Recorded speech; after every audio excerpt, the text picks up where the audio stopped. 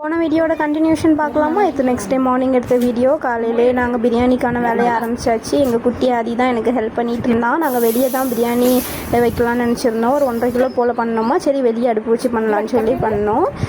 ரொம்ப பிரியாணி நல்லா வந்ததுலாம் சொல்ல முடியாது, ஓரளவு சுமாராக வந்திருந்து. நாங்கள் இதெல்லாம் கொண்டுட்டு நம்ம தோட்டத்தில் போய் உட்காந்து சாப்பிட்டா இன்னும் சூப்பராக இருக்குன்னு சொல்லிட்டு எல்லோரும் பேக் பண்ணிவிட்டு தோட்டத்துக்கு கிளம்பிட்டோம். தோட்டத்துக்கு போனால் அங்கே எங்கள் அப்பா ஒரு தார்ப்பா வச்சுருந்தாங்க ரூமில். அதை எடுத்து விரித்து எல்லாேருக்கும் பிளேட் கொடுத்து எல்லோரும் உட்காந்து ஜாலியாக சாப்பிட ஆரம்பித்தாச்சு. சாப்பாடு எப்படி இருக்கோ இல்லையோ, நம்ம தோட்டம் இந்த மாதிரி வெளியே எங்கேயாவது வந்து நம்ம சாப்பாடு போட்டு சாப்பிட்டாலே ரொம்ப டேஸ்ட்டாக மாறிடும். டேஸ்ட்டாக இல்லாத சாப்பாடு கூட அந்த மாதிரி சூப்பராக இருந்துச்சு. எங்கள் குட்டி சார் பாருங்கள், அவருக்கும் வேணுமா, ஒரே சேட்டை அங்கே நின்றுக்கிட்டு. அதுக்கப்புறம் எல்லோரும் உட்காந்து கதை பேசி சாப்பிட்டோம். 7up வாங்கிட்டு போயிருந்தோம்.